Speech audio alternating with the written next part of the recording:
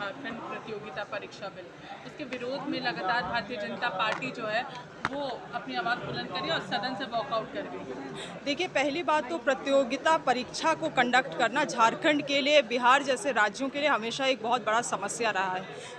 कभी भी परीक्षा होने का रहता है, प्रतियोगिता परीक्षा, तो पेपर लीक हो जाते हैं। इसके कारण सरकार की भी बहुत ही ज़्यादा जो फंड वो लगा के परीक्षा करती है वो व्यर्थ चला जाता है।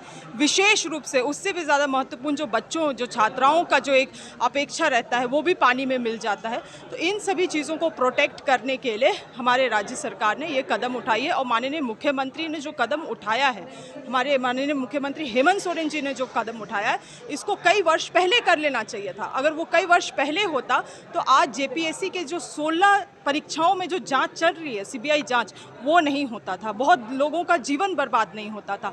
रही बात भाजपा की सरकार की, तो आप देख लीजिए, किसी भी विधेयक को उठा के, किसी भी कानून, इनके राज्य के किसी कानून को उठा के, चाहे वो गुजरात का हो या उत्तर प्रदेश का हो, वर्ड टू वर्ड वही विधेयक है।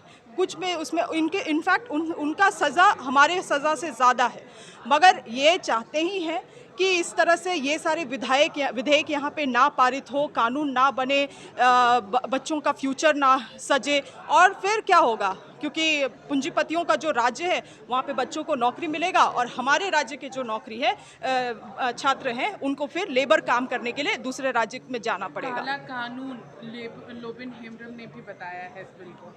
काला कानून तो मैं उन कानून को बोलूँगी जो बिना चर्चा किए ये केंद्र सरकार पारित कर रही है। चाहे वो अभी फॉरेस्ट राइट एक्ट की जो बात हो, जिसमें ग्राम सभा का अधिकार को ख़त्म कर दिया गया है, जिसमें आदिवासियों का अधिकार को ख़त्म कर दिया गया है। पहले कांग्रेस पार्टी ने जब इस जो फॉरेस्ट राइट एक्ट को लाया था, उसमें ग्राम सभा का, उसमें आदिवासियों का, मूलवासियों का एक अधिकार था। अधिकार क्या था कि आपका ज़मीन लेने से पहले सरकार आपसे अनुमति लेगी।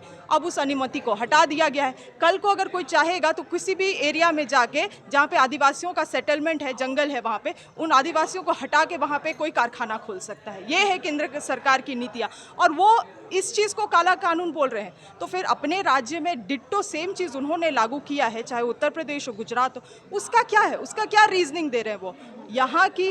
वही उसी चीज़ को मैंने शुरुआत में कहा कि माननीय हेमंत सोरेन जी ने जो बोल्ड कदम उठाया है, ये आने वाले झारखंड के फ्यूचर को प्रोटेक्ट करने का कदम है। और साथ ही साथ चर्चा में जो भी सकारात्मक संशोधन आए उसको भी हम लोगों ने एक्सेप्ट किया, सजा का साल को भी घटाया।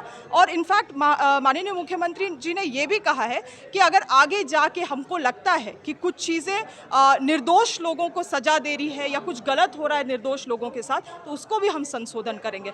मगर ये कानून इस राज्य के लिए बहुत ही सही कानून सिद्ध होगा।